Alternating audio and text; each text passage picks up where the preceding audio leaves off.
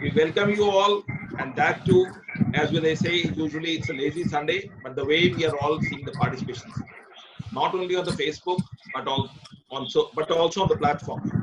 It gives us an immense pleasure to the effect that our endeavor, that the knowledge should be imbibed from the speakers who are well versed in their subjects. It gives that happiness that people are responding well on a Sunday. The topic, which is quite relevant for the today's scenario, not only today, in fact, it has always been debated upon: freedom of press, the rights of the accused versus the rights of the accused, how we have to move forward, what are the balance between them. And when we were looking upon since we had decided to go these online webinars as to who could speak about this topic, we thought we would be very candid about that. We Googled, we found that the person who is handling the cases of celebrities. So there came and invariably they were sometimes on the wrong side, and then how it could be defended, and as to whether the press could carry everything or what are the balances. Then we also found that Mr. Aabad, who is a senior counsel in Bombay High Court, recently designated, that he had also argued the matter of constitutional importance, such as trial by media. Therefore, as they all say, all things led to Rome, and the name shortlisted finally by the team was Mr. Aabad Ponda, and he kindly consented when we requested him to give the insights on topic, which is quite burning. I will not say today, because somehow or the other there are one or two cases which are actually hogging the limelight. So this issue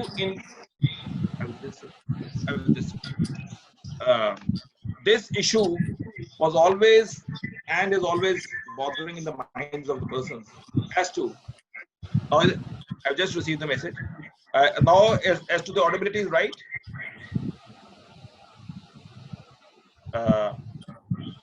So this issue has always been there as to how there has to be freedom of press vis-a-vis the rights of the accused. And we requested him, as I was earlier saying. So thank you, sir, for accepting our invite and agreeing upon to give the insights. And before we proceed further, just few cases and celebrities whom Mr. Aabad has handled it is Mr. Devanand, Salman Khan, John Abraham, Vignesh Shah, Rana Kapoor, Rakhi Gulzar, Dimple Kabadia, Sunita Kapoor, Linda Pace, doctors in the Payal Tadvi suicide case, Sadruddin Daya, ex-sheriff of Bombay, Cyrus Mistry, Nisli Wadia, and Preeti Zinda, and so on and on. Thank you, sir, for accepting the invite, and over to you. Thank you. You told everybody about the effort made by me about 8 years ago before the constitutional bench of the Supreme Court to get this issue thrashed out. There was a serious effort not only made by me but by many members of the bar. That arose in a famous case of Sahara versus SEBI.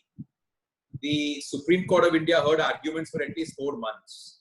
But unfortunately, this issue, which is according to me a very burning issue, and I am only proposing today to magnify it with a magnifying glass and bring to your notice what everybody knows, was not discussed by the Supreme Court in that judgment. In that Sahara versus SEBI case, the Supreme Court's constitutional bench said, we are going to restrict ourselves only to IA numbers 4, 5 and 10, which is 2012 Supreme Court, Sahara versus SEBI. And that those IAs were only in respect of pending court proceedings, where the Supreme Court passed an order saying that, you can postpone the case and you can pass postponement orders, the superior judiciary, that is the Supreme Court and the High Court, in pending cases. What I really want to discuss today is the Supreme Court kept all the other issues open and said we are restricting ourselves only to IA numbers 4, 5 and 10. So what is the real problem and what is the burning issue is this. Now you are hesitating to say about some pending case. I have nothing in my mind to worry about giving names. I don't propose to, first of all, bring in any particular media channel or any particular media anchor. But today we can't lose sight of the fact that there are 2 things that govern us when we go home. One is COVID and one is Sushant Singh Rajput. Now, except for naming the gentleman, may his soul rest in peace, I don't want to say anything further. But we are noticing a very, very changed and a disturbing trend, if I may say. And I'm going to really base my entire matter on what's happening currently. Today, the electronic media and particularly news channels have taken it upon themselves to carry out a parallel investigation into crimes that have hardly kicked off with an FIR either not being registered because the case is at the 174 stage of an inquiry into a suicide or otherwise an unnatural death, or if it's just started even in the FIR. Now, it's very, very shocking and surprising that in a democracy like ours, where we are governed by the Constitution of India, we are governed by the Criminal Procedure Code and the Indian Evidence Act, the method of collecting evidence, the method of investigating a case is all laid down in Chapter 12 of the Criminal Procedure Code. Even an accused is not entitled to receive the documents the police has, much less the post-mortem notes. An accused can't pray for bail on the ground that the post-mortem shows this or shows that, or the cause of death was not my injury but a heart attack. He has to wait till the charge sheet comes. But today it's very surprising that the press is broadcasting all this in the open media. They are flashing post-mortem reports. They're giving their own comments. And most surprisingly, not a single channel, but most of them are doing this. They are recording statements under 161 on the television and then broadcasting what a man claims to have seen 45 and 50 days ago and make the public believe that this is the reality and the police are doing nothing, they are clueless. Now, this is what is actually happening today.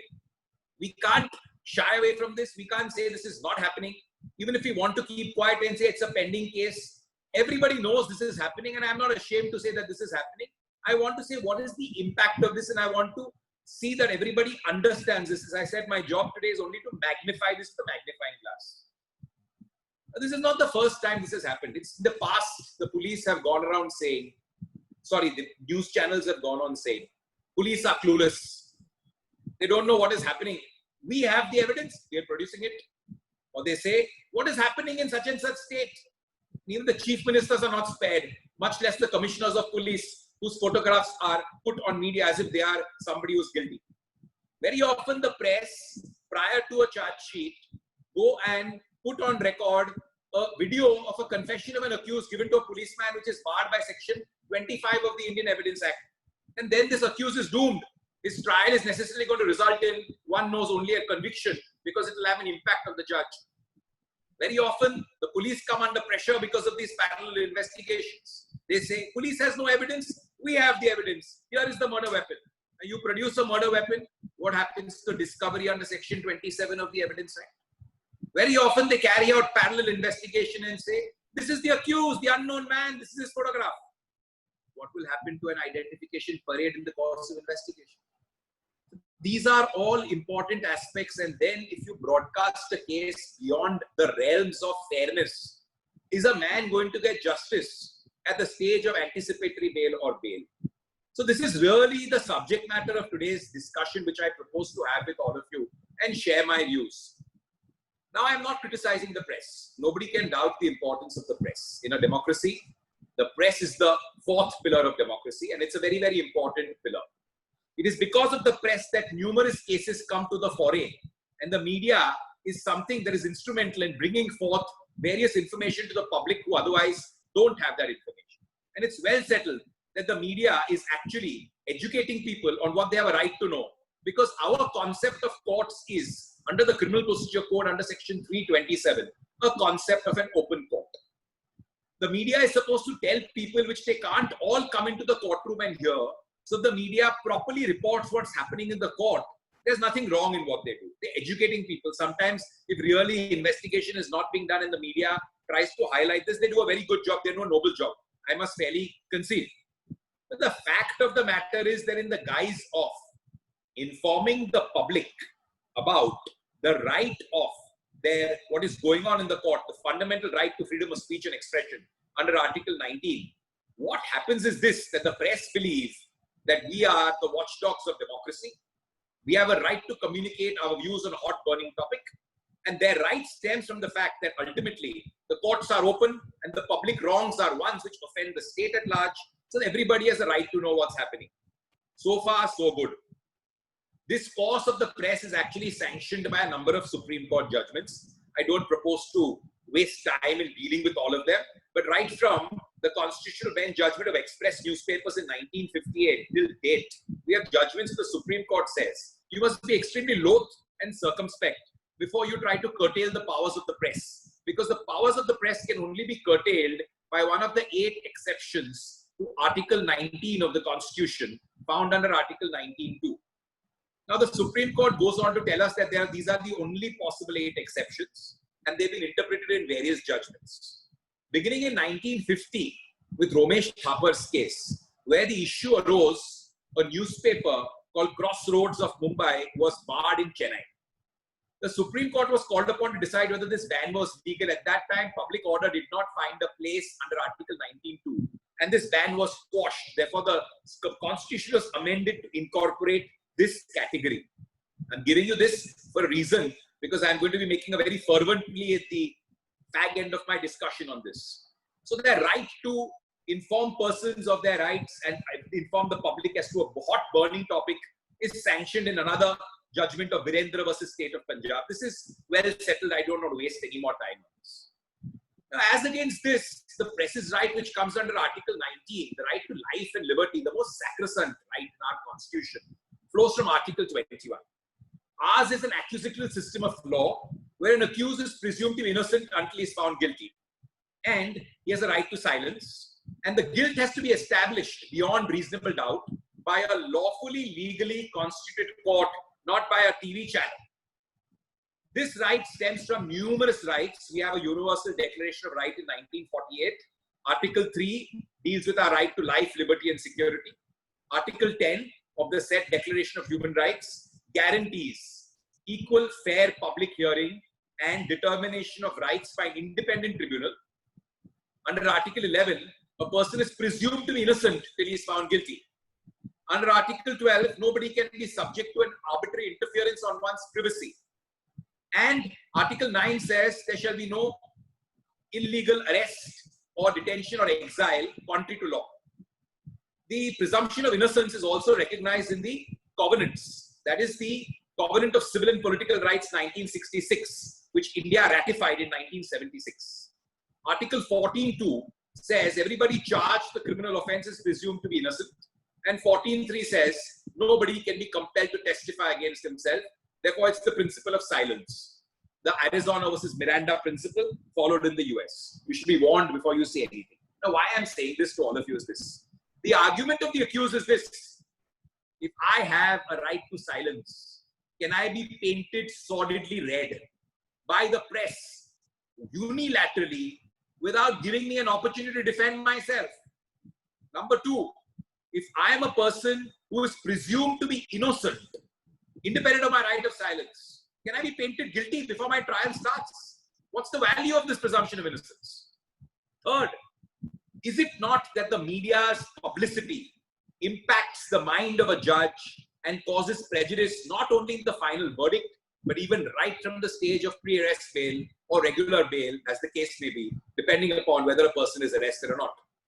Now, if this actually happens, can it not be said that there is a violation of Article 21 of the Constitution, and this is a violation which is very, very seriously affecting the rights of life and liberty of the accused? So this is the argument of the accused persons, and one must see this in a judicial calendula very, very fairly and see what's right and what's wrong.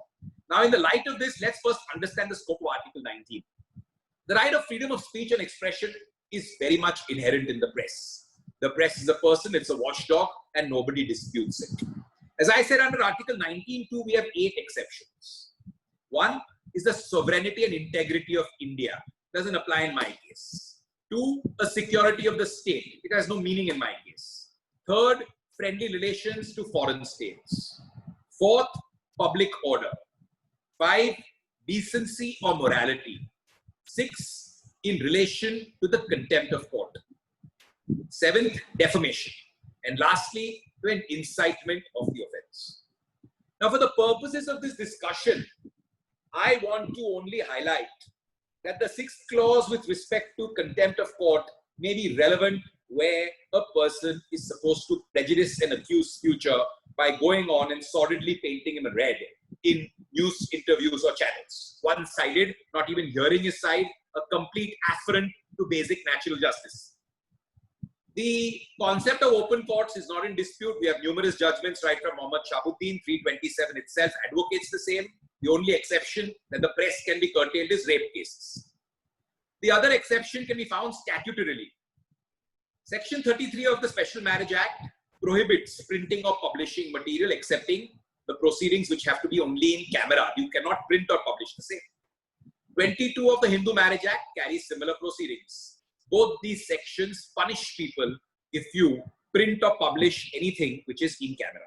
So these are statutory restrictions. So the press is curtailed by the legislature, or it must fall under Article 19.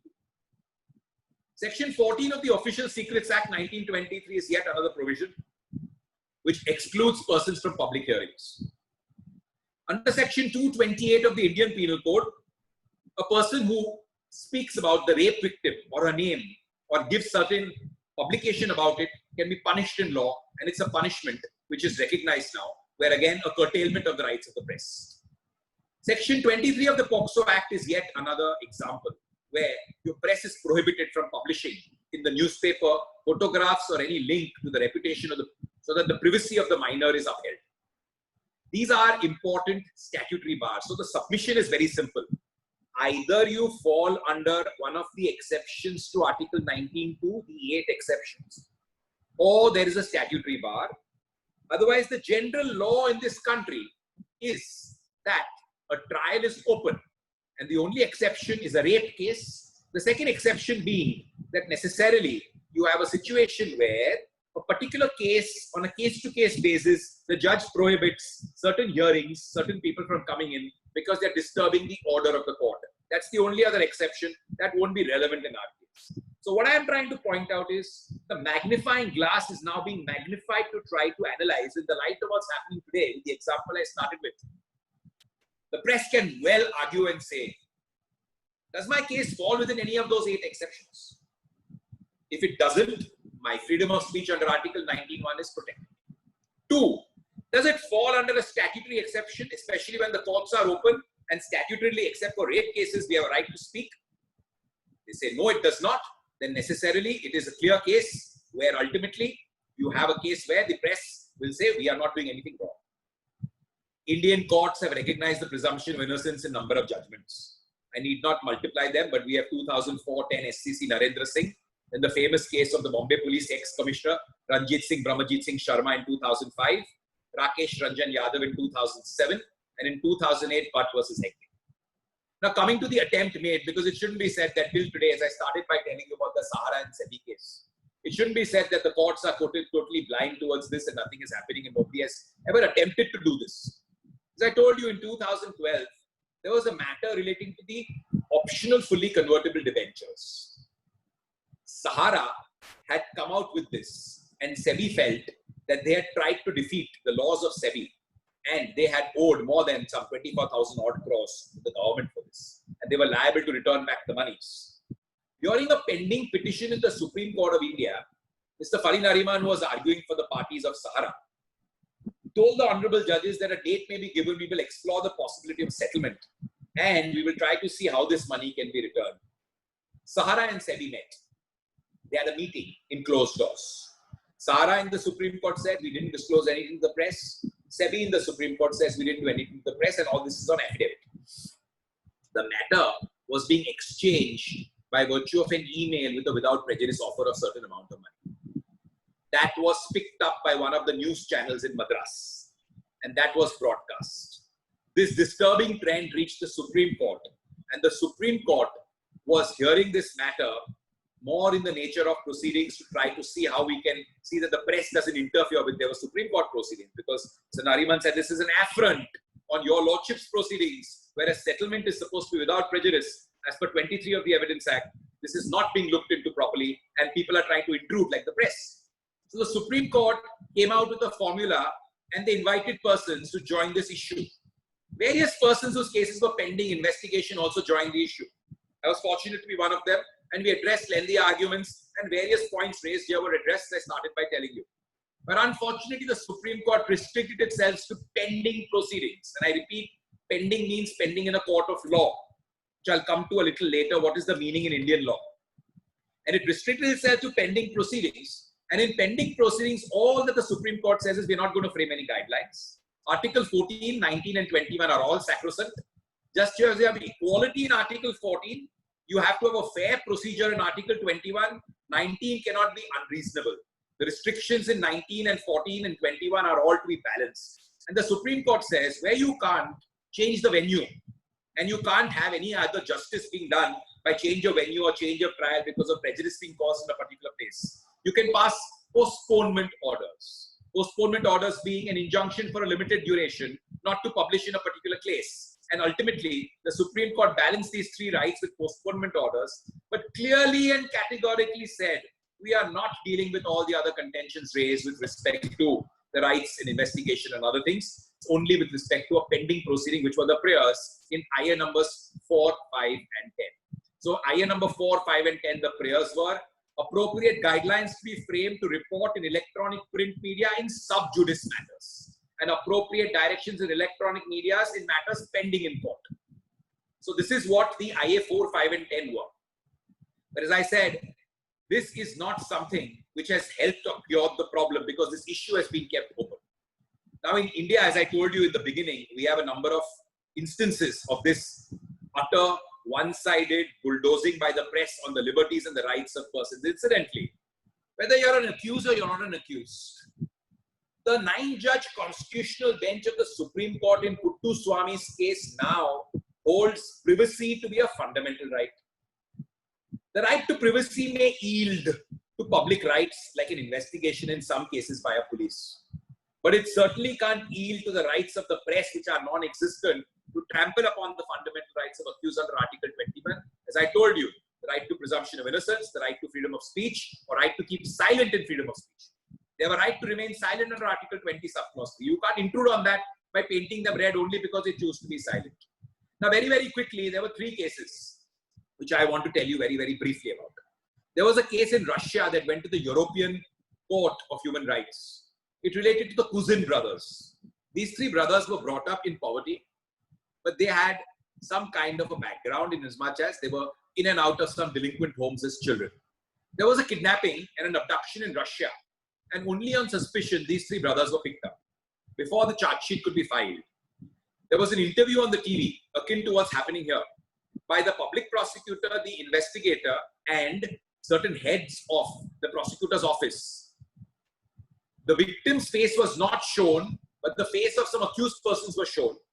They were broadcast on the screen like they do here, and they were said, these are cruel people. We know them since we were minors. They were past history. They were past record. We don't doubt they would commit such crimes. They should be given the maximum possible punishment.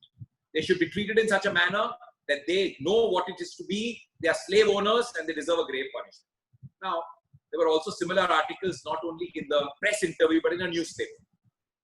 When the matter came up before the Supreme Court, that is the European Union, the Court of European Union Human Rights, they pleaded that our violation of presumption of innocence and privacy, and these 2 articles have affected a fair trial, and what was quoted was Article 8, that everyone has a right with respect to their life, liberty, home, and privacy.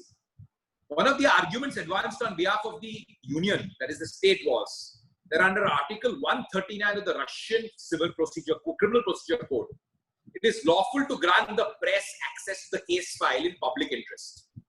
But the court found no such public interest, and ultimately this was viewed as a circumstance to exonerate them, and it was held that their fundamental rights were breached. Then India has not yet come across such a case where there is a breach, except probably to some extent the Neera Radia case, where there were privacy laws taken up by Mr. Salve on behalf of those Radia tapes. But yet, no conclusive law is laid down with respect to the rights of accused and what's happening today. In the US, we have a famous case of the Atlanta Olympics of Richard Jewell. Mr. Jewell was a security guard. There was a backpack put in a stadium which contained bombs. He got information and he informed the authorities. While defusing the bomb, there were very few casualties and some injured persons. But he was subjected to a trial by media. He was called an Unadoof by Jay Lono on his show. Ultimately, he was a person who was held to have been a victim of violation of the 6th Amendment to the US Constitution, where there is a guarantee to a fair and impartial investigation and trial. Ultimately, he was exonerated. But research was done in the US to show that very often in cases, the press try to prejudice the public by using inflammatory statements. They use words like, the person is a walking psycho. He's a walking time bomb. He's a frightening and a lengthy record. He's feared by his own family. They involve things like confessions of accused, past history, is done by our press also, which are inadmissible in criminal matters because under Section 54 of the Evidence Act, you cannot give evidence in a trial about the past history or the past conviction of a person unless he leads evidence in terms of his innocence. Therefore, historically, there were certain cases done in the US. There was a study done by one Shireen Bakshi and her group where they found in California that there were 1,381 news articles, all covering only 92 articles per case. That is, you can estimate it's about, there were about only 13 or 14 cases, 100 articles per case. And they had gone after these people and prejudiced them. This was a 26-year-old study which was done. And they said 75% or more articles are negatively toned. This has seriously affected human rights, the US courts note. In Ireland, we have a journal called The Blanknet. There was a case of one Bernadette and Michelle McKevitt. They were supposed to be involved in terrorist activity and they're completely innocent. They were questioned by the police in connection with an Aabad bombing. In this bombing, ultimately they came out to be clean, but they were demonized. The media campaign self-defeated them. A lot of people, when they came out, also viewed them with suspicion. Even though the case collapsed against them, they lost their good name. In India, the Delhi High Court in Zee Telefilms case followed a judgment and the observations of one Mr. Andrew Belsey in Journalism and Ethics, where the Honorable Judge in 2005 said, journalism and ethics stand apart. While journalism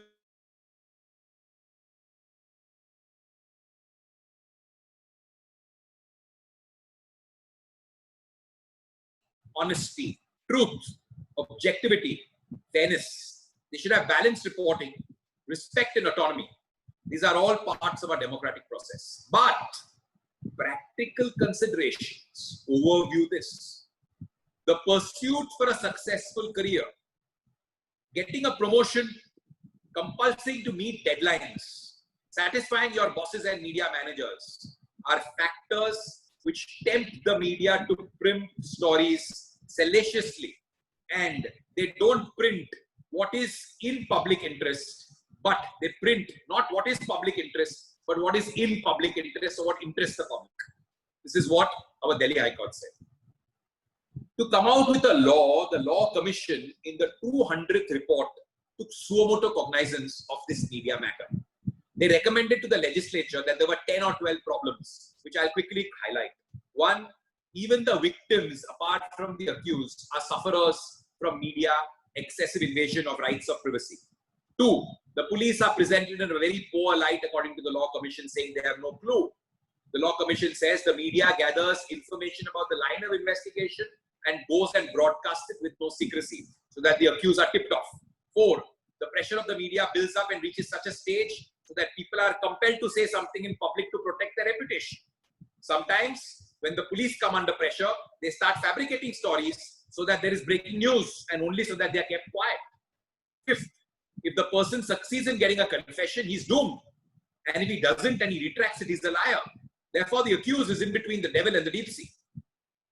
Sixth, the media also create problem for witnesses. If they put up the identity of a witness and they come under pressure from both the accused and the associates, as well as the police. Zaira Habibullah's case was a very famous case, which was where their allegations were that the media had done things that made her hostile, and ultimately they were commenting about her statement and how she changed the statement and how she went into it. And the entire system had a big question mark on it of the way things were being done.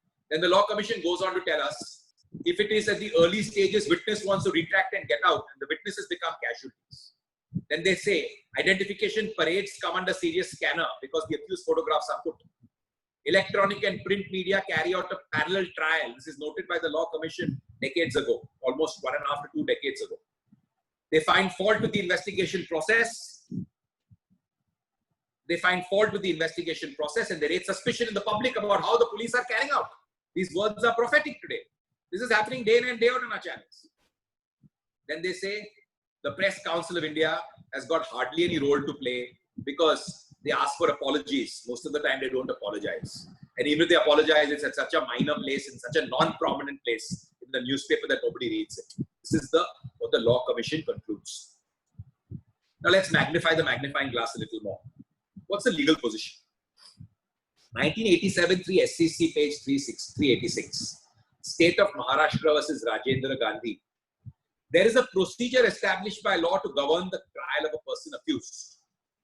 Trial by the press or electronic media is an antithesis of the rule of law. It can lead to a miscarriage of justice. A judge must guard himself against any pressure and must go strictly by law. It's very easy to say this. When I come to the Reliance case of Express, I'll point out to you how the judges quote foreign judges like Lord Denning, and they say there is an indirect impact on a judge's mind. Even if you try, it's bound to impact you. 95 Supreme Court 264 Rajagopalan's case, where they said it interferes with the administration of justice and in a pending case can amount to contempt of court. Public figures have splendid rights and are more in danger and vulnerable at the hands of the media. Very strong observations by the Supreme Court. Ankul Chandra Pradhan in 96, in the context of having speedy trial for persons in public and to complete trials within a limited duration, the Supreme Court cautioned that, however, even if we are expediting the trial, see that the trial is not held in a manner where the presumption of innocence is trampled upon, and there should be care taken to see that judicial process is not undermined by excessive media publication. Now, the most important question all of us would be asking ourselves, especially as lawyers today, when we see these panel investigations going on in the night, where people are recording statements under 161 on the TV without the 161 but orally, morphing the voices, making people speak. Is this permissible in law? 1961 Supreme Court, Saibal versus B.K. Sen, is a direct authority on the proposition that no doubt it is mischievous for a newspaper to systematically conduct an independent investigation of a crime for which a man has been arrested and to publish the results. This is because newspapers, by trial by them, is a trial totally illegal. And when there is a tribunal in the country to try a person, that must prevail. The action of a newspaper tends to interfere with the course of justice and tends to prejudice the accused or the prosecution. There are numerous judgments that the press do not have an unimpeding, unconnected, unrestricted, unlimited, unfettered right to freedom of speech. There are a number of judgments. In 96, we have Harjal Singh's case, where they say that the freedom of press is not absolute, neither is it unlimited or unfettered. If the press is wholly free from even reasonable restraints, it will lead to disorder and anarchy. Then we have a famous case of the Supreme Court, of the Punjab and Haryana High Court in 1958 of Rao, Harinam versus Gurnam, where they say that no notion of liberty of the press can stand in the way of the court's powers to punish a person for publication and to interfere with the administration of justice. But this power is the inherent power. Subordinate judiciary don't have it. Liberty of a person is subordinate to the administration of justice. Freedom of the press must not be confounded with a license to abuse. The press cannot be understood to mean that they can do anything with impunity and to frustrate or defeat the discharge of their public duties in a manner that prejudices others. The Outh Court also pointed out that the special privilege to the press is a time-worn fallacy. The sooner the misconception that the press is not accountable to the law is removed, the better it will be. No editor has a right to assume the role of an investigator or to try to prejudice anybody against any other person. Lastly, the case of the Orissa High Court in Vijay Nanda versus Baksha Kush, 1953 Orissa, where the Orissa High Court takes pains to say that it is true that a free press is vital to democracy, and a free press includes the right to criticize, and even criticize severely. But freedom should not degenerate into a license to attack persons and close the doors of justice. Nor can it include any unrestricted liberty to damage the reputation of the freedom or the privacy of another. If a journalist does not take reasonable precautions to see what he broadcasts, or tortures facts or vilifies an individual, he exceeds the limit of fair comment and becomes accountable to the law. Only courts can decide a person's fate and not the newspapers or the press. Now, therefore, this is the legal position. Now, let's understand, as I started by saying, two categories. Either there is a constitutional bar under 19(2), or there's a legislative enactment, like I pointed out, under the IPC under 228A, or Special Marriage Act, Hindu Marriage Act 33, and all those provisions. So does the act of the press at a stage of investigation or before the case goes to the court for the purposes of trial or committal in a criminal case, tantamount to contempt of court, is the most important question, because if it does, then what the press is doing is contemptuous. As I said, the Sahara case was a pending case. The current case may or may not be. This will be unfolded in the next few moments. The history of contempt of court in our country starts with the Act of 1926 and followed by the Act of 1952. In both those acts, there was no definition of either civil or criminal contempt. Prior to the 1971 Criminal Contempt of Courts Act, the law followed in our country was the common law in Britain. So we have judgments. 27-1 King's Bench 845, King versus Mirror, where the test of imminence was applied. Imminence means imminent court proceedings. So an accused was arrested on 9 January in that case and brought within 24 hours to the court on 10 January. And the parade was held on 13th of January. If the offending article is on 17th January, the question of imminent proceedings was held to be contemptuous, but what was actually imminent or not was not decided in that case. But it was held that the proceedings have begun. Question of imminence was kept open. This is a judgment of 1927. Prior to this, we had a judgment of 1903, King versus Parker, 2 King's Bench, page 432, where they said there's no need for the case to be committed to a particular court. Wills J. made classic observations saying, it is possible to effectively poison the fountain of justice before it begins to flow, and not only when the stream has ceased. So they applied contempt to imminent proceedings. In India, the number of judgments, 43 Lahore, 39 Madras, and various others, 58 Punjab, etc., that use the word imminent. That is, the press should have known or knew that a proceeding was likely to be commenced. Then it amounted to contempt. That was the test, because there was no definition of contempt. There was a very famous case in Madhya Pradesh of Padmavati versus R.K. Karanja, where the test applied was the filing of the first information report. However, in most other jurisdictions in our country, they followed the imminence test. Finally, in 1963, we had a very famous committee called the Sanyal Committee. The Sanyal Committee was appointed to decide what would happen and what would be the correct date of arrest, because there were conflicting judgments. The Sanyal Committee noticed 2 important things. One, India is very vast and all publications do not reach other places. So the newspapers were local. Times India didn't go to all the parts of the country. Similarly, a channel of Mr. ABC on XYZ News channel was not broadcast at prime time at 9 o'clock or 8:30 or 10 o'clock in the night. Secondly, the Sanyal Committee in 1963 said the date of arrest should be crucial for pendency. And they said imminent proceedings were relevant. The Sanyal Committee Bill of 1963 was in cold storage for 6 years. In 1969-1970, we have a Bhargava Committee. This is a joint select committee. The joint select committee found 2 problems with imminent. They said, 1, the definition was vague. 2, that the vague expression would unduly restrict the freedom of speech if you apply imminent proceedings, as was held in certain judgments. So they recommended do not have imminent proceedings, and they said arrest should not be the starting point of the proceedings. Now, the joint committee submitted its report on 23rd February 1970. The joint committee's report is a mistake in history, according to me.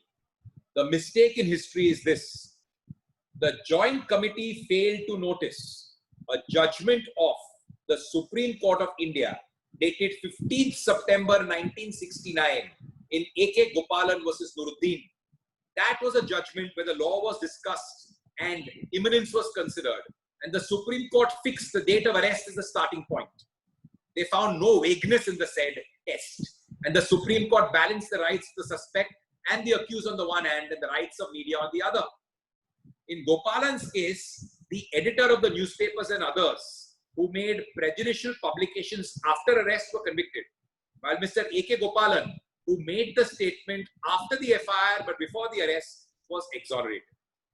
So the Bhargava committee, the joint committee, did not notice this judgment when they submitted their report. Even otherwise, in the 70s, after this, we have Maneka Gandhi's case, where the scope of Article 21 was enlarged. They said fair procedure should not only be procedure established by law or according to law, but it should be fair, just, reasonable, not arbitrary, not oppressive. So the concept was widened. That is another reason why, apart from the historical mistake by the Joint Select Committee, there is a need for changing the law today. Even otherwise, in 1981, the UK Contempt of Courts Act and UK Bill of South and the New South Wales Bill of 2003 notes the relevant date as the date of arrest. So Indian law should understand that even in foreign jurisdictions, we have the date of arrest as being relevant.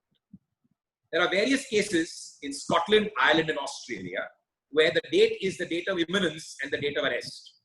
A famous case in 1978 is Hall versus Associated Newspaper, where the date was fixed as the 24-hour rule, because if a person is arrested, like we have in Article 21 of the 22 of the Constitution, he must be produced in 24 hours for the court, so proceedings are imminent. That was followed. So ultimately, to say by the Joint Commissioner of Bhargava Committee report that the word arrest and imminent was vague or not proper, or it would violate Article 21, is contrary to the judgment of the Supreme Court, as I said in Gopalan's case, but various subsequent indications give us that there is a change in the law. Article 21 is interpreted in EIR 78, Supreme Court 597, which is Maneka Gandhi's case, as I told you. And thereafter, we have the 1981 British Acts, the 2003 New South Wales Act, and various judgments. Now, why is this important?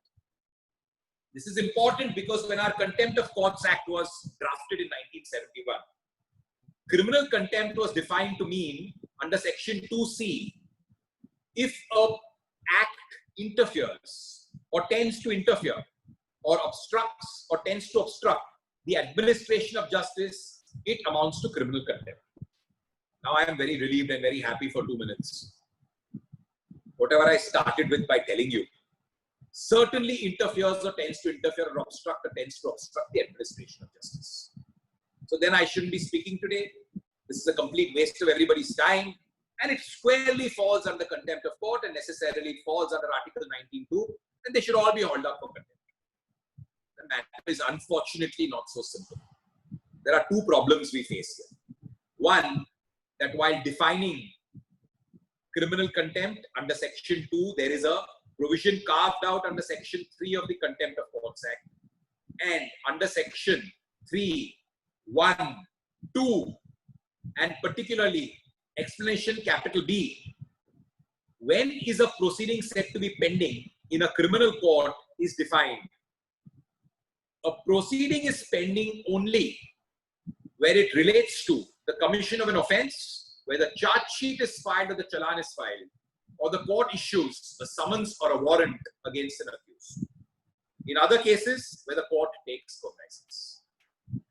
Today, at the stage of investigation, there is no rule equivalent to the Gopalan rule. There is no rule equivalent to the Gopalan rule. Today, at the stage of investigation, there is no rule that says arrest should be the starting point or imminent proceedings. The Contempt of Courts Act, based upon the Bhargava Committee report, has highlighted that all acts committed prior to cognizance or prior to the filing of the charge sheet or summons or warrant being issued cannot amount to criminal contempt. There is a second problem with the Act. Under Section 15 of the Contempt of Courts Act, only the superior courts, that is the Supreme Court or the High Court, may suo moto take cognizance. Otherwise, you need the motion by the Advocate General or the consent of the Advocate General in criminal contempt. So this again sets back the machinery and necessarily becomes a very difficult or a cumbersome process. The Supreme Court is not going to take cognizance of every news channel, interviews or discussions done every night. There are better things to do. Neither are the High Courts going to do this. And therefore, if the Advocate General doesn't give consent, it comes out of the purview of contempt. But even if The Supreme Court does so since there is no pending proceeding. There is no charge sheet. There is no warrant, summons or cognizance. It wouldn't amount to criminal contempt because there is no pending proceedings. I started by saying, and I repeated in the middle, and I'm going to do the cost of repetition. The Sahara versus SEBI case was a pending proceeding in the superior courts. These are all not pending proceedings prior to charge sheet. Now, what is the problem which we magnify further? Are you seriously expected to believe what is written in black and white in the Declaration of Human Rights, that you should be fair and you should not necessarily get influenced, and judges are made of sterner stuff and they don't necessarily get bulldozed by what's said on the press? In 1988, in the Reliance Petrochem case of the Express newspapers, which is reported in 88 for SEC 592, the Supreme Court quotes Viscount Dilhorn, who stated, "It is sometimes asserted that no judge will be influenced in his judgment by anything said by the media, and consequently the need to prevent publication of a matter prejudicial to the hearing of a case only exists where the decisions rest on laymen. This claim of judicial superiority over human frailty is one I find difficult to accept in reason. Every holder of the judicial office does his best and utmost not to let his mind be affected by what he has seen, heard outside the court or read outside the court. He will not knowingly be influenced in any way by the media, nor in my view will any layman be experienced in discharge of judicial duties. Nevertheless, I should think that it is recognized that a man will not be able to put what he has heard, seen, or read out of his mind, and he may subconsciously be affected by it." Lord Denning was quoted to say, "The clear stream of justice must be kept clean and pure. It is the law and remains the law until it is changed by the Parliament. Any publication likely to prejudice the hearing of a case before a court should be punishable with contempt of court, punishable with fine or imprisonment." Lord Reed is lastly quoted to say, "I think that anything in the nature of a prejudgment of a case of specific issues is objectionable, not only because of the side effects it has in a case, but because of the side effects may be far-reaching. Responsible mass media will do their best to be fair, but there will be ill-founded slapdash or prejudiced attempts made by the public and to influence the public by the media. If people are led to think that it is easy to find the truth and disrespect the process of law, and if mass media is allowed to judge unpopular people or unpopular causes, then it will result in a travesty of justice. Most cases of prejudging fall within contempt, but I do not think that the freedom of press will suffer, and I think the law will be clearer if a person, as a general rule, cannot be allowed to prejudge issues." So really speaking, it cannot be said that these things don't prejudice the minds of judges. Therefore, we come to the next leg. What is the solution? Is there a solution? Is it available in law? What should we do? Now, I am a very common person, but I believe that the folly of the intellectual consists in not speaking loud and clear for the values that he, by his vision and the nature of the personality, holds sacred. And I stand very much by this. I believe that any practice which is unfair is oppressive. I believe it is oppressive, it's against fairness. And if I believe it's fair, it is necessarily one which is causing prejudice. I'm reminded of Lord Atkin in Andre Paul Aabad versus Attorney General, that even courts must rise to the occasion because justice is not a cloistered virtue. She must be allowed to suffer the scrutiny and the comments of an outspoken man, even if they're an ordinary man. Namely, that if people are being prejudiced today and people are necessarily doing something which is affecting rights, courts must rise to the occasion. But unfortunately, our Contempt of Courts Act keeps this position different. Various judgments have been passed by the Supreme Court, even the Navtej Johar case, where Justice Chandrachud tells us the law is not sterile and is necessarily flowing and necessarily should take account of changes. But what's important to note is that while quoting the Bhagavad Gita and the famous Yada Yada Dharmasya, Justice Bhagwati points out that we cannot allow the dead letter of the land to stifle the growth of the living present. There is a change, and law must respond to the change in the changing needs of society.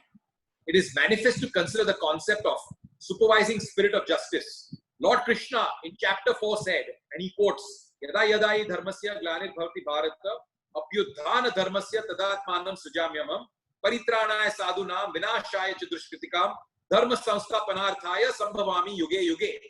The meaning of this profound statement, the Supreme Court says, is Each age and each generation brings with it challenges and tribulations of times. The supreme spirit of justice manifests itself in different ways, in different continents, and in different social situations, and different values to ensure that there exists protection and preservation of a certainly eternal cherished rights. In reflection, the brooding spirit of law, the collective conscious, the intelligence of the future day, finds inter alia its mention in Articles 14 and 21 that serve as the cornerstones of the Constitution. Article 21 is a very strong and important article, and the Supreme Court says, the spirit that finds enshrinement in the article manifests and reincarnates itself and protects the need of society in various ages, various values, equality, fraternity, dignity, constitutional principles. It always goes stronger and covers in its sweep the need of the change of times. The spirit cannot be dormant nor static and needs to be allowed not to fossilize. They said, don't be frozen, grow. Finally, I come to the solutions. Now, I always believe that we are in Kali Yuga. Dwapar Yuga, Treta Yuga, and the earlier times when things were good, people had a conscience. So if you had press reporting, which I don't know whether you did, people understood where to draw the line. So in history in the past, we had few laws and less problems. Today we have more laws and more problems because people had a sense of discipline.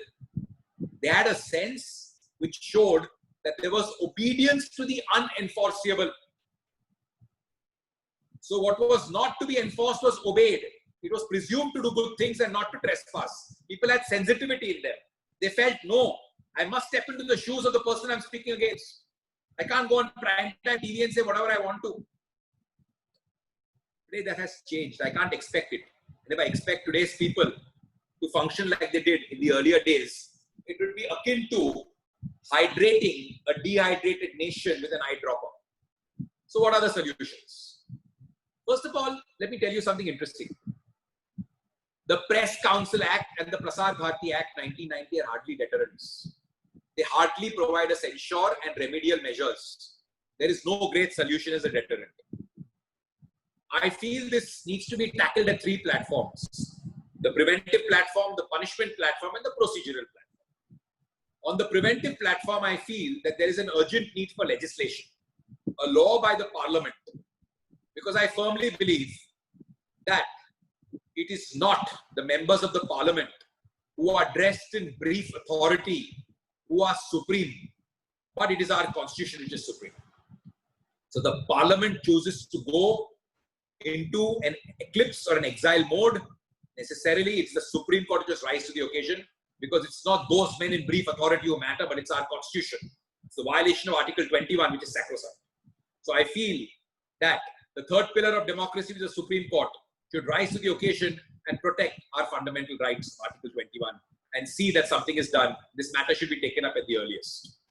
Now, the Supreme Court could well consider passing a law, taking a clue from Section 8(1)H of the Right to Information Act. 8(1)H says the public has no right to information that would impede the process of investigation or apprehension or prosecution of offenders. I'll read this again. If the public has no right to information that impedes the process of investigation, please connect it with what I started, or the apprehension of offenders or the prosecution of offenders, and the public has no right, 8(1)H, then the press has no right, in the garb of being the watchdog of the public, in the garb of 327 of the Criminal Procedure Code, in the garb of everything being open because courts are not open, investigation is not open. They're literally trespassing on this. And there should be a law made in the light of Section 8(1)H under the RT Act 2005. Because it's a logical thing to say that which cannot be done directly can't be done indirectly. Taylor versus Taylor and Nazir Ahmad are well-settled cases on this. So this is the law which is very important, because we need a law which is preventive. Preventive is very important. I'm a criminal lawyer. I know the value of injunctions in the civil court. They stop. Criminal punishment only deters. It doesn't stop.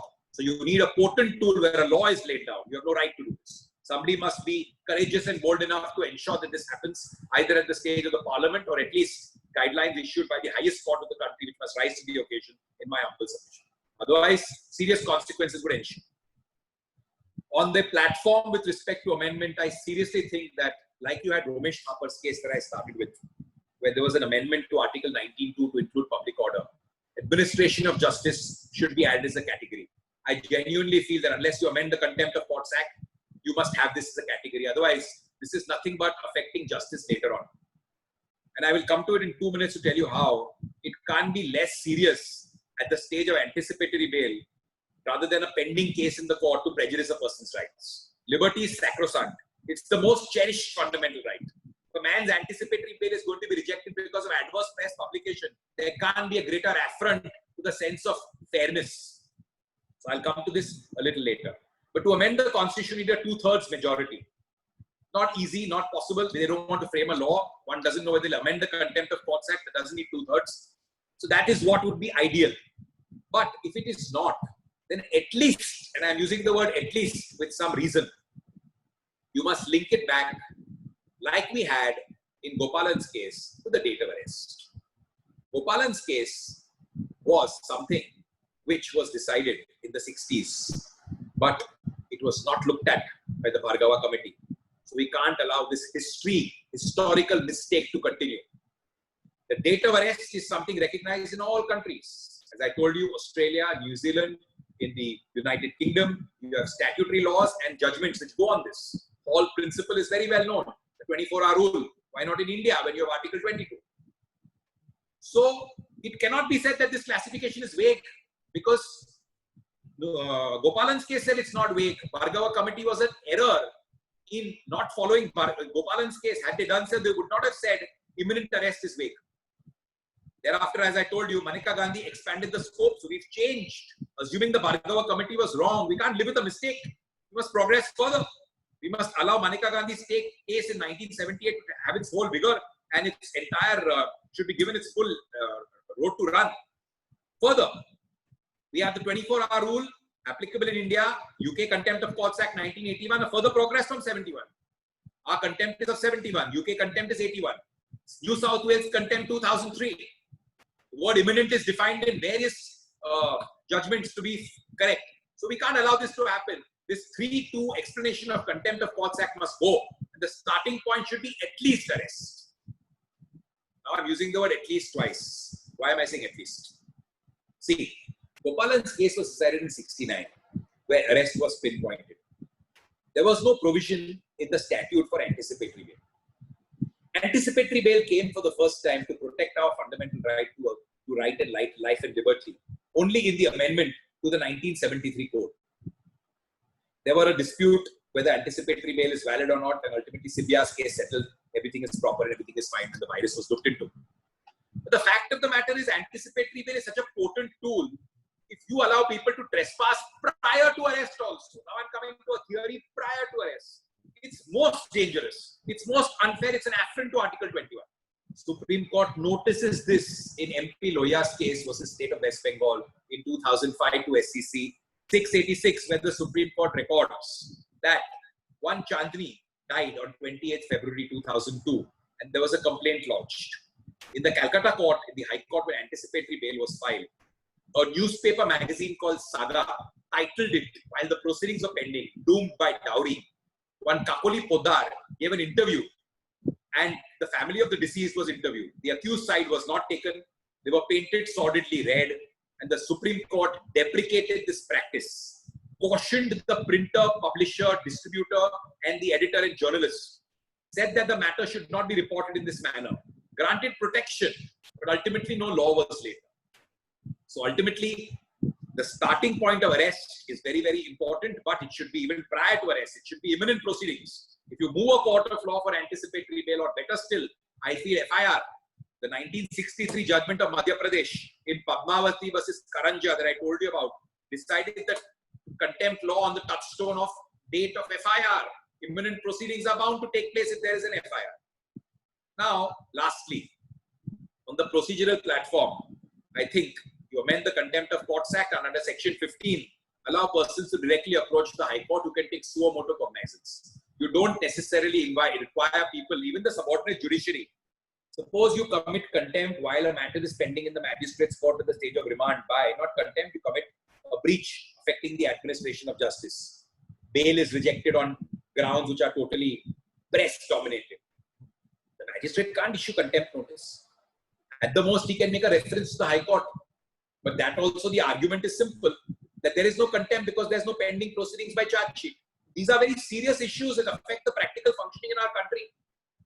In order to give the press whatever they want to do in the guise of being watchdogs, there should be live streaming according to me. Trial court proceedings should be live streamed in such a manner that ultimately it comes live.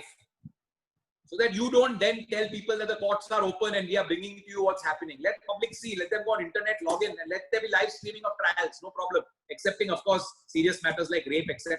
So keep 327 to its fullest. Except in rape cases, victims, personal questions, keep it out. All other cases, they're open courts, anybody can go. The entire country can't come to a court. So let the courts come to the country to live streaming. Then the press will be put in a back foot. Then the press will not be in a position to necessarily say in the guise of 327 we are doing all this. I must tell you something interesting. Yesterday, 7th August 2020, there was a petition filed in the Supreme Court of India which was entertained by the Chief Justice's Court. Justice Bombay has issued notice returnable after 4 weeks, where there is a plea made by an individual to constitute a broadcast regulatory authority to regulate the electronic media in the country. It's a very, very healthy thing that has happened. And I'll tell you what it's about.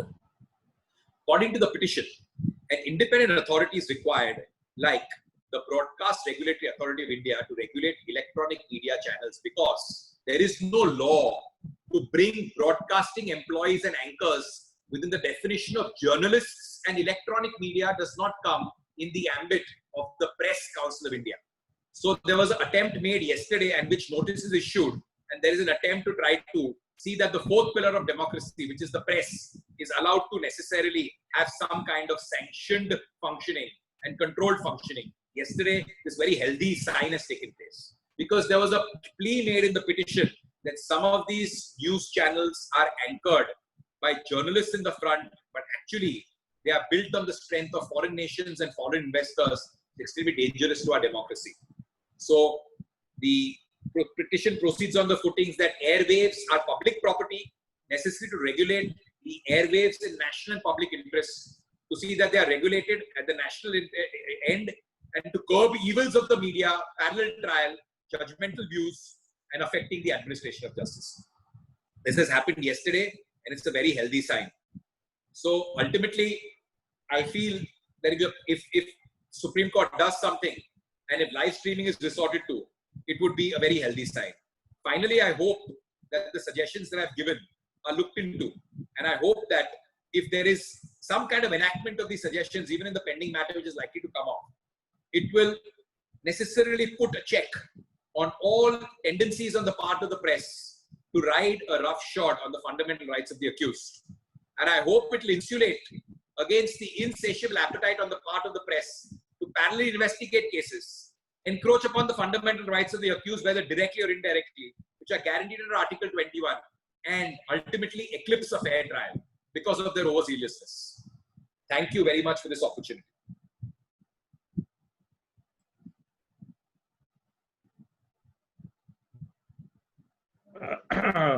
Thank you, Aabad. As I earlier said, that the connecting point was Nalini Deshmukh. She has also joined us. She asked me a feedback on the WhatsApp. What is this thing? I said that I don't think that we could have got anything better than this on this particular topic. And I am getting the feedback that Mr. Aabad is such a good lawyer. We should also ask him to give insights on different topics. But we have asked, meanwhile, that will be a separate issue. I can connect you at any point of time. Before we take questions, I will ask, since Nalini Deshmukh is also taking issues which are quite hyped up in the media, etc. What is her insights, etc. Since we are glad. We have also the former Law Secretary, Mr. P.K. Malhotra, joined us, and A.S. Ravi. These are the few names which I know. He's a district judge in the Coimbatore. He's also coming on one of the webinars to give the insights. I'm just unmuting Ma'am Nalini Deshmukh. because we can have one who is doing extremely well on the criminal side and one who is doing extremely on the civil side and handling the cases which are in the, what we say, total in the spotlight of the media. So what is her take? So, because it was completely mesmerizing is the only word that I can say. I have worked with Aabad. I have opposed him in a few matters which is there. But his profound knowledge, his precise, segregating the provisions of law to the subject which was there, only shows that there's so much of deep study, so much of wisdom that has come over the years by the experience which is there. And I think every word that he spoke today was absolutely which is within the framework of the Constitution and what the law expects us to do, and how we need to behave responsibly. We, in the sense of the media and the press, which is there. It's very easy to say something which is there and create a parallel trial by media.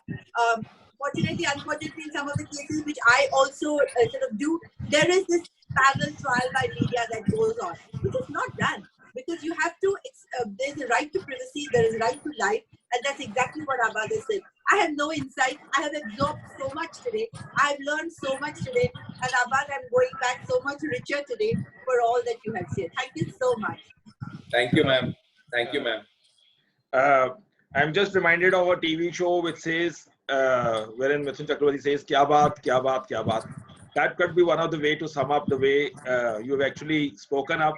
And the other way would be, it's probably from the Bombay itself, total jackass. So, thank you. So, actually, the way you came, I can just say we can also correlate the way Mr. Yuvraj Singh had hit 6 sixes. The ease and the way he took, it mesmerized everyone. And I am born on the same day as him. I am born on the same day as him. Oh, how wonderful. December. How wonderful is that? Yeah, so Yuvraj are 12 December, same day. So, I could, the way, so that is why both of you have created space within the space. They say it's very, very tough to be lonely on the top. There's always, you are always down the bottom, there's more crowd. So it says, Professor Radhesham, he says, sometimes we are witness of left out due to legal lacuna with his reputation, reach of political influence. At that time, media acted as a watchdog. If someone murdered them, then someone...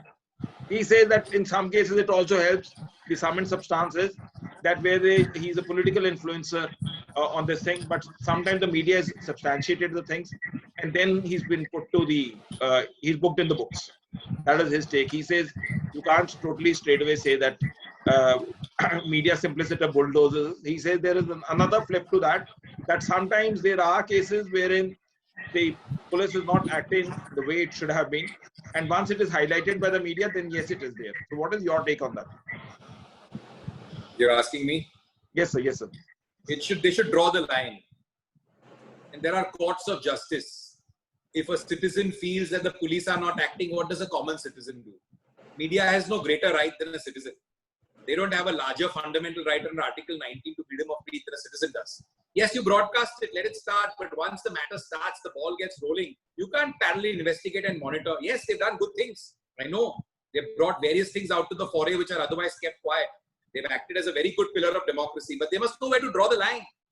Today, we don't know where that line is getting drawn. They're crossing the line today, according to me, and they've crossed it by miles.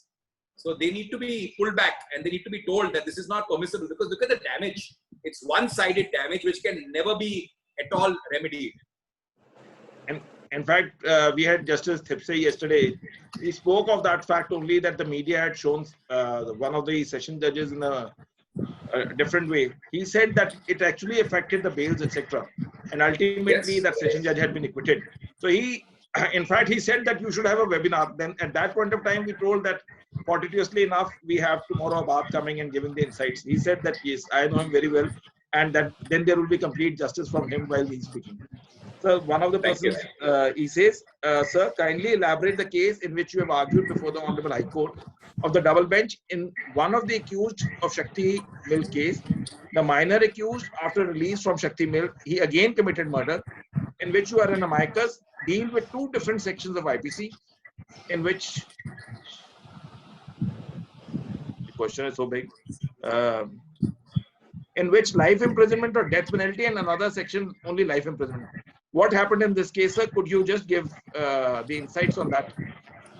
The virus of 376E was challenged before the Bombay High Court division bench. I was an amicus and I was asked to give my frank views in the matter. There were various grounds for challenge on the virus. According to them, one, it violated the rights to remission. Two, it is a punishment that is not permissible under law because you can't have a punishment which is, death is the option and there's no minimum punishment. Three, it was unreasonable and irrational because it punished repeated offenders the lesser punishment, but you commit a second offense, you get death. There are various points taken up. So 376N says you rape the same woman more than once, you get only life. But you rape a different woman twice, you get death. That is one of the virus challenges. So the arguments were advanced on all these points, and ultimately it went on for a couple of days, and we showed various judgments, and the virus was upheld. The challenge failed. But my personal view in the matter was that it can't be interpreted in the manner, with all due respect, done by our High Court. I felt it should be a case where you commit one offense, you're out and you commit the second one. It can't be read otherwise of repeat, because then that directly conflicts with 376N or 376(1)N small, where you rape a same woman numerous times, but you rape a different woman only twice, you get death. So, but the Bombay High Court didn't agree with me. They said we are upholding the entire virus, and they didn't water down the provision at all. I didn't argue anything on facts. It was only on the constitutional point on virus. So this is by Yogendra Singh. Since we are taking questions also, but we are also the adulations which are coming, that would be unfair on my part, because at least I don't have that restraint where the media is being asked to have a restraint. It says Advocate Aabad Ponda is one of the best criminal lawyers, and even best of the lawyers coming before him are get defeated on the point of law. Sir, this is question by a colleague lawyer. The right of video recording not broadcasted or a sting operation anywhere, including government or press, performed by press,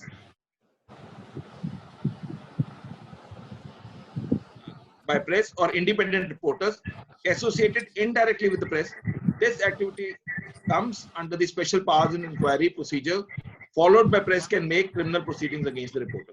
That is his insights. I didn't understand the question. I'm sorry. No, it is his insights. He says, I can just, because the question was big.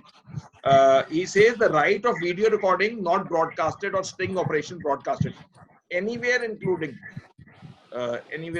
government or private offices, performed by press or independent reporters associated indirectly with press. This activity, in fact, comes under the special powers in inquiry procedure, followed by. Sometimes the question is so big in the chat box. But there's no question. It's his view, and I'm saying I respect your view. I respect your view. Let's go to the next question. So this is, if a media trial, an innocent person, later he gets justice from court and declares innocent, can any action be taken on media? That is by Ravi Singh. Look, you can do many things in law, but unfortunately, I don't know of anybody who really goes after the media or goes after anybody, or even the police for that matter. If a person is falsely implicated after a 20-year trial and then another appeal, or even if acquitted, nobody generally practically does that. You can go, you can claim damages, you can do whatever you have to, but it's not very healthy, because ultimately you have to stand in queue for many years. And let me tell you, you must have heard about Rudul Saab. I don't want to say anything more, but he was convicted and he finished his life term in the 60s. In the 80s, in 83, it was noticed that he was still behind bars. And though he had completed his entire term, he was not released for more than 20 or 25 years. And when the matter came up, he was given 5,000 rupees compensation and 25,000 rupees at the end of the final hearing for being in custody for almost 14 years. So I'm not saying anything in the 80s, 30,000 was a large amount, but people today would consider spending that kind of money on litigation rather than receiving returns. And it takes many years for these matters to actually reach. So people are not necessarily, those who have gone through the process would rather just bury the hatchet and go ahead. So we are unmuting Mr. Naveen because he's Naveen Kumar. He's posting a lot of questions and suggestions. Mr. Naveen Kumar, we are unmuting you.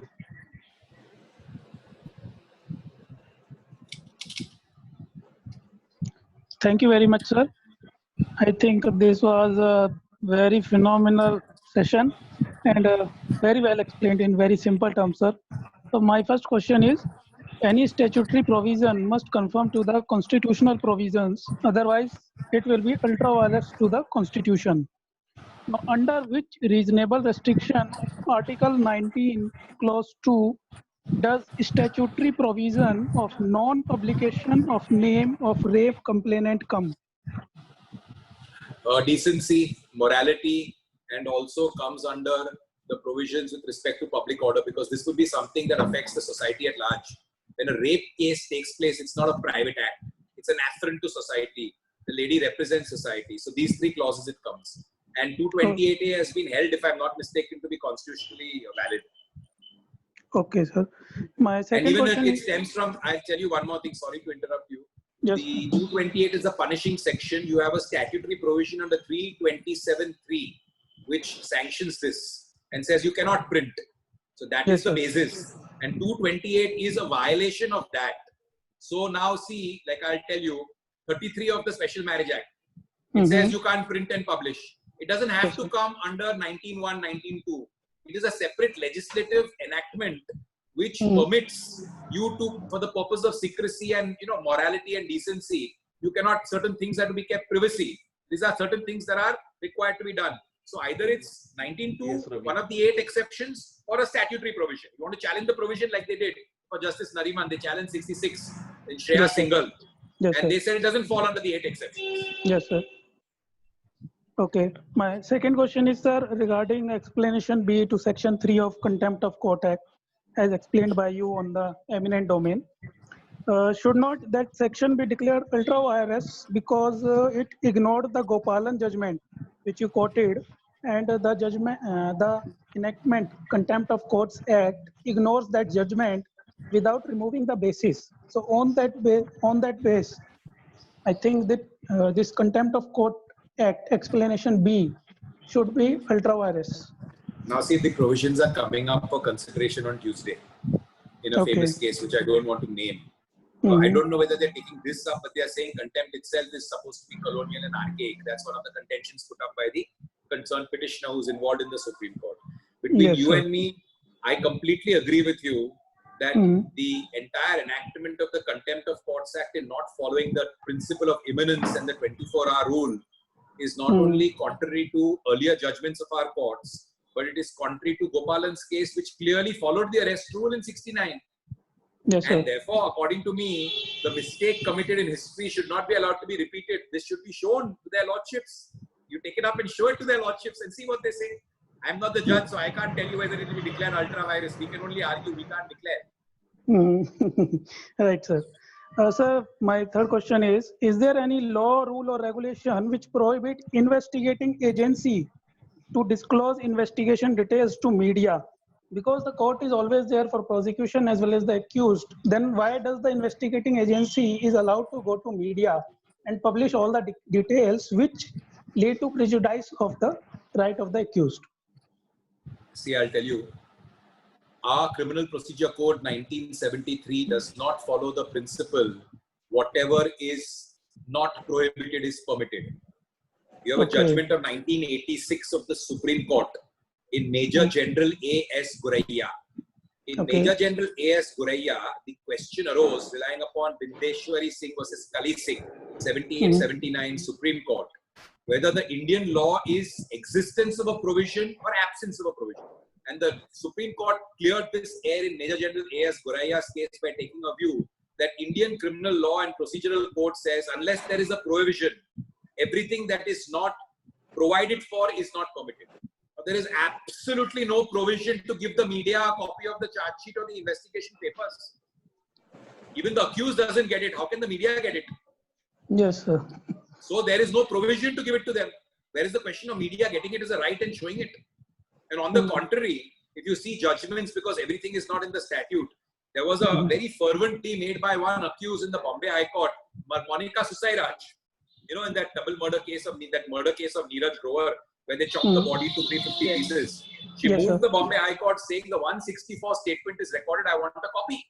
Please give me a copy at the stage of investigation. She wasn't accused. She said, I want to use it for my bail. Justice Bilal Naski's division bench said, no, you can't get it under the scheme of the Criminal Procedure Code. Investigation is the realm of the police. It's exclusively their domain.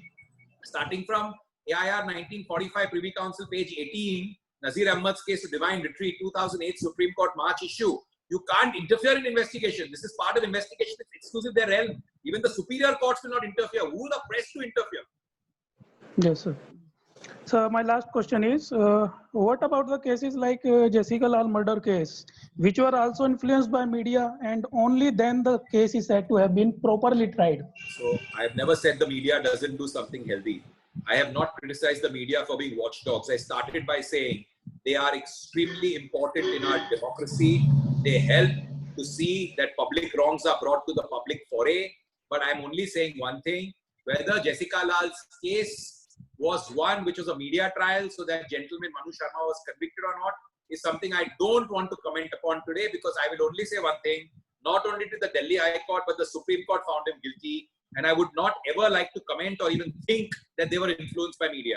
So I would only say one thing, let's not name Jessica Lal's case. It came out from an acquittal, the media made noise. They did that in Ruchika Girotra's case also. If you know that Rathore case, Ruchika Girotra was also a case like this, where the media made a big hue and cry, and then they amended various provisions of the Criminal Procedure Code.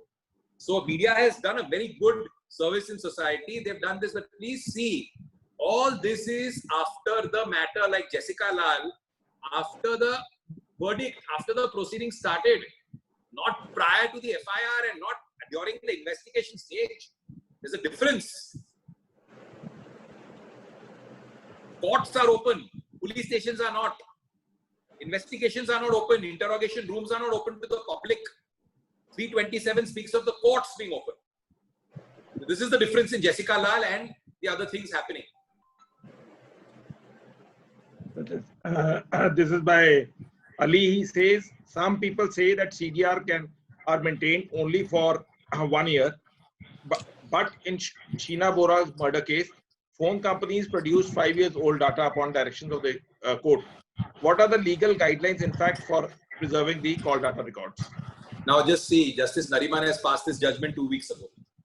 He has given a direction to all the country, all the media houses. In that matter with respect to 65B certificate, Justice Nariman has, if I'm not mistaken, there are para 48, 49, those are paragraphs are there, where his lordship has come out with a guideline to be given to the entire media houses in the country, that you and all these telecom companies, and that you must preserve the data, because very often, let me tell you what happens, things in favor of the accused are not preserved and collected. An accused is put behind bars and he is not given a chance to produce data that helps him, and the data is destroyed in the lapse of time. Sometimes he doesn't get bail for a year and the data gets destroyed. Justice Nariman has said preserve it for the benefit of both. So these are the guidelines. This is a recent law. There is no statutory provision.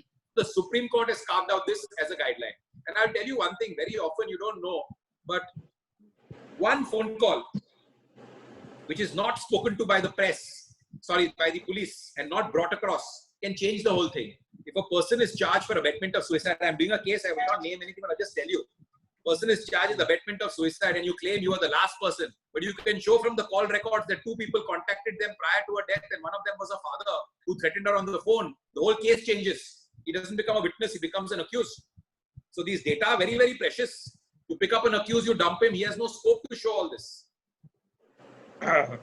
Taking further, in one of the cases, the directions were that there was a dispute between the husband and the wife. She wanted that the records of the video recording should be also shown.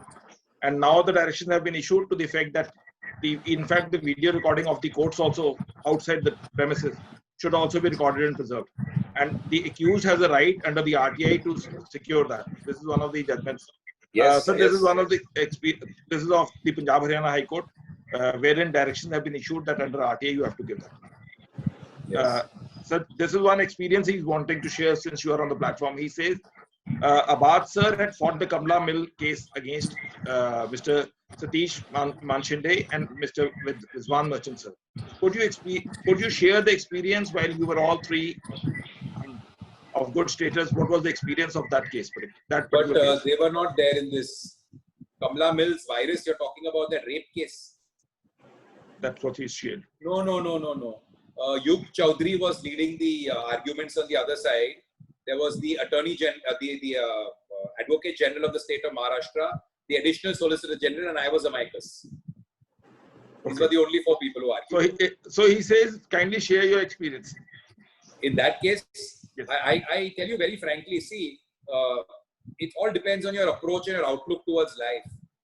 I am a very, very passionate about what I do, and I generally love the law. So basically, it's amicus. Obviously, you know, there is no professional consideration, but it didn't make any difference to me. I actually put in a very, very good amount of effort, and number of hours was spent reading various laws all over the world, including American laws, foreign laws, Indian laws, the earlier laws, Macaulay on IPC. It was a very, very enriching experience. And, you know, ultimately, there was my fees, if I may say, was the last paragraph of the judgment, which was a pat on the back to me and my chamber by the division bench for putting up a performance that they appreciated. That was the best part of it. Okay. So we have unmuted Mr. A.S. Ravi, he's a district judge. We would like to have his insights also as to what did he feel. Sir, good evening, sir. Good evening, sir. Sir, are you hearing me? Yes, sir. Sir? Sir, am Yes, yes. I'm audible? Audible, Yes, audible. sir, you are audible, Hello. sir. Please continue, sir. Hello. It's Sir, audible, sir, Mr. Ravi. I'm audible? Yes, Mr. Ravi. Mr. Malhotra.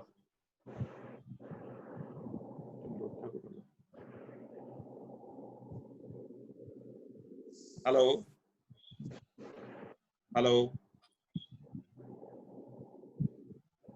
Hello. Okay.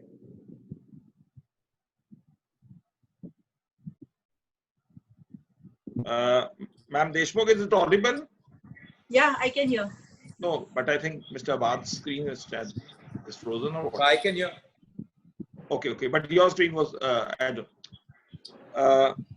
So it was a fascinating session, and I will taking cue from y'all's observation only that once the society is dehydrated, but you can't hydrate it with a eyedroppers. So I take a step forward.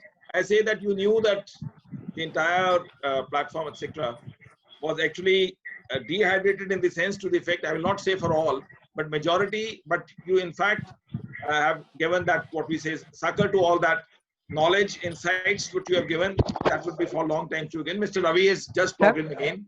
Yes, Sir, Mr. sir, audible, sir? Yes, yes. Sir, Mr. Abbas, sir, excellent lecture, sir. Thank you, sir. Thank you. Excellent. You are not showering knowledge, you are raining from the beginning to the till end. It is very informative and authoritative, and your views are also very excellent. Thank you, sir. sir. I have posted in the box one doubt. Yes. Interview given in the television.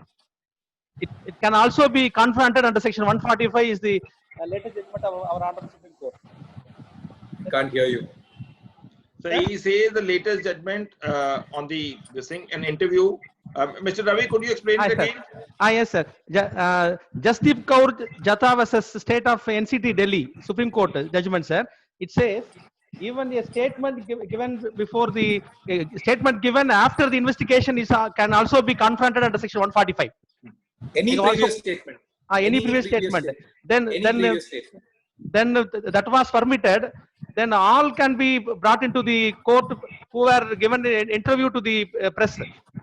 But I'll tell you something, sir. I don't want to name the case, but there was a gentleman who was involved in a very, very high-profile case in Bombay. And Vikas ji mentioned the case. I don't want to say about when he spoke about call records being thrown out of 5 years. In that case, one gentleman had given an interview on TV, and he was dragged as an accused, and he stayed behind for 3 and 4 years. Good, sir. So I'm only saying something. A lot of damage can be done sometimes when you go after a person. Yes, so in fact, I can just even action also in initiating action against the press also. You have referred that at the time there was no final report is pending. what I feel that even on the date of receipt of complaint or FIR itself, the magistrate has taken cognizance. Then why not we can initiate action against the press under section 228 also? Because under 190 of the CRPC, you can't take cognizance of an FIR.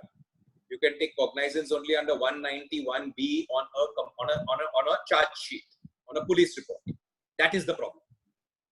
190 of the CRPC, which deals with cognizance, is not on a FIR but on a police report. That's where the problem lies. Otherwise, you are right. That is exactly what 3.2 says of the Contempt of Courts Act. Only when cognizance is taken or a summons or a warrant is issued as a step of cognizance under 204. Chapter 16 and chapter 15 is filing of the complaint. Yes, sir.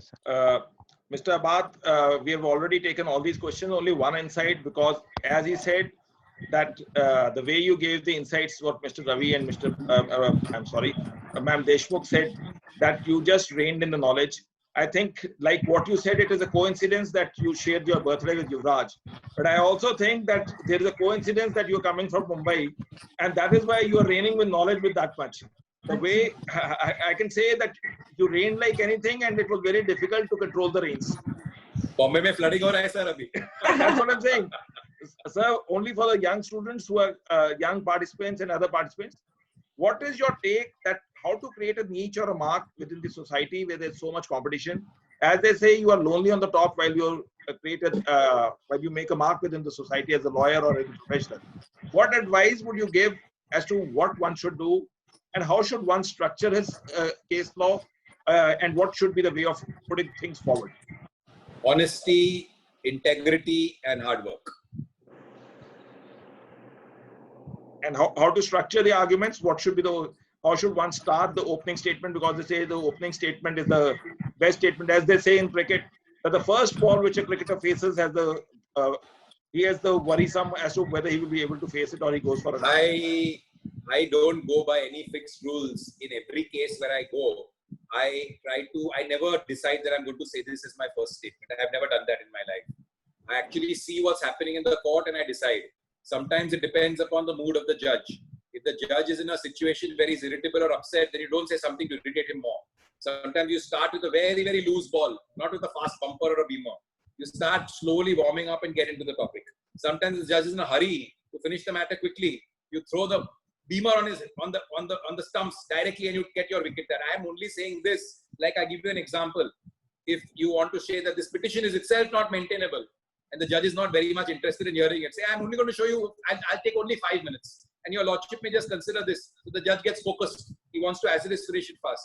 So I really read minds, because I was a trial court lawyer for many years. I can still cross-examine witnesses. So I have to read minds as to what the witness is going to say. So I believe in reading minds of the judge also, and see how the judge is reacting is the most important thing. You can't prepare your statement in isolation or in vacuum. You must see how he's reacting, what are his views, and try to give him his views back. But you have to mix it with your views so that your views will get through to him. So the opening statement is not all important. It's ultimately, how you are able to convince your conscience that you did the best job. Sometimes you may open with a sixer, sometimes you open with a forward defense. You may slowly bowl a yorker, but you may get clean bowled also. So you have to watch and do everything slowly. So once you are correlating with cricket, you mean to say you have to see whether you are playing in the opening and what are the pressure of this thing. Correct. Same way the psychology, who's the bowler opposite side, and how to go about it. Now, another thing, like you used a lot of words of magnifying and then you saying drawing assignations. And only one part I will say, like once you are taking high stakes cases, there's voluminous pages. So what advice would you give to the young lawyers and other lawyers? How to go about active reading and passive reading, where to do passive reading and when to do active reading, or how to skim through all these pages to come to understand what is the relevant point to be understood and put across while drafting or while arguing? It depends upon what matter you have. If you have a trial to conduct, you don't read every line once, you read it numerous times. You have to actually know what is the case in that charge sheet to the highest level. And sometimes you have to take out the contradictions between the witnesses, or when they are all stereotypes, similar witnesses saying the same thing, you take out inherent improbabilities so that you can defeat the entire case. Now, if you have an appeal, you must know everything very well, including the exhibits, the page numbers, where it is. If you have an argument also, it's always better to read everything. But if you have volumes and volumes and volumes and volumes and you don't have time, then you go to the fulcrum of the matter. You read what is the charge sheet, what is the material, and the important exhibits which will help you, and more importantly, what the opponent will argue against you. You must analyze first what the other side is going to do if you are in issues. You must not just put across your case. Putting across your case is like a spokesman of a political party. It's very easy to do that. A lawyer is not a spokesman or a mouthpiece of his client. He must put it across in such a manner that not only his point goes across, but he's able to deal with the opponent's points.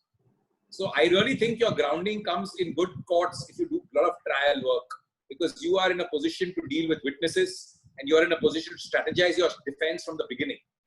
And once you read from trial court level, it's very easy in the appellate court level and in the Supreme Court level. The point well taken. You have expressed that one should be able to, as a lawyer, one should be able to find the needle in the haystack. We will also Absolutely. ask, because that is very, very relevant as to how you can find the needle in the haystack. Before we parting, we will ask Mrinalini Deshmukh also to be unmuted. And what is her take? And I would be very candidly sharing that we have been doing webinars. Today was our 126th webinar today. But it's one of the rare occasions where we have received so much this thing. Kindly call Mr. Aabad once again. So I can only say that Aabad raho, खुशहाल रहो और हमें हमेशा सिखाते रहो. Before we take Mrinalini Deshmukh, we will also ask her how does she feel that one should go about with a case, especially during these times which are where the stakes are high, and how does she do drafting? How does she prepare for the case? Rather, the way you have, Mr. Aabad, given the insights, I feel they are saying on cross-examination. I'm also feeling that there could be a session from you and on the art of advocacy, which is a much required need of the day. Over to you, Ma'am Deshmukh. So I would not like to say anything more because I had quite sort of mesmerized by what Aabad has said. But just to give you in two simple sentences, how does one prepare for a case which is a normal case, and how does one prepare for a case which is, say, called a high-profile case, if that's what you may call that? I think the preparation for it is the same. The work that goes in is the same. The research that goes in is the same, and the preparation is the same. What I would only like to say that normal cases do not get highlighted in the media, unlike the socially known people who are there. But otherwise, from my end as a lawyer, in my own limited sort of knowledge and wisdom and experience, I would deal it in the same manner which is there. And again, as he said, that the art of advocacy actually comes up over a period of time when you keep on arguing. You may make certain mistakes, you may make certain submissions which are probably not so attractive to the judge. Sometimes you may make certain errors. So I don't think there's one cut formula that you have to use it as far as arguments are concerned. As he rightly said it is the mood of the court. It is how effective your facts are, and then of course facts are the most important thing in a trial court.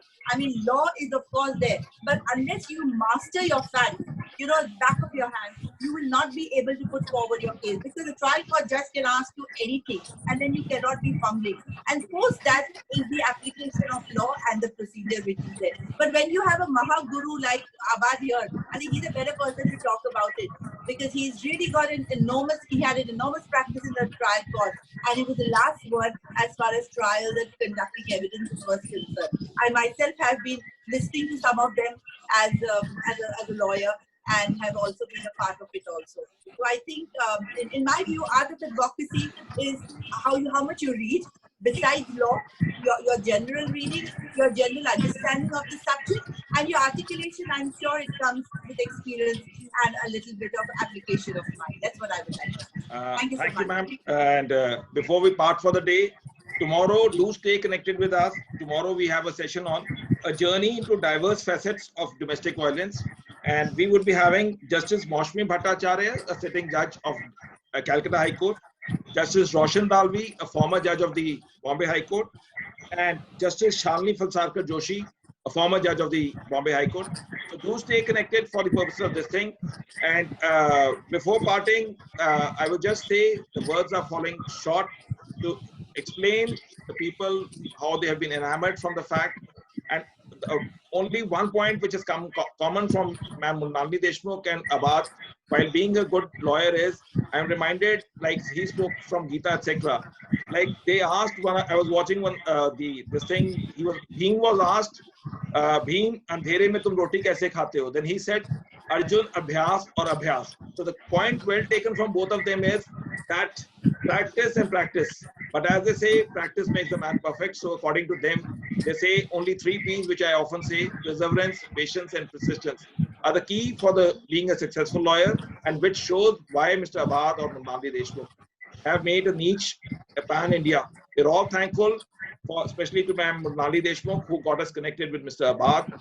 And she said that, take my word, Mr. Chatwat, he would be an absolutely stunner. In fact, I'm reminded the way you are this thing, and on the parting shot, I'm reminded the way you said you have to read the psychology. I'm reminded when in a World Cup match, Amir Sohail saying to Venkatesh Prasad after hitting a 4, that the next time you would be going there.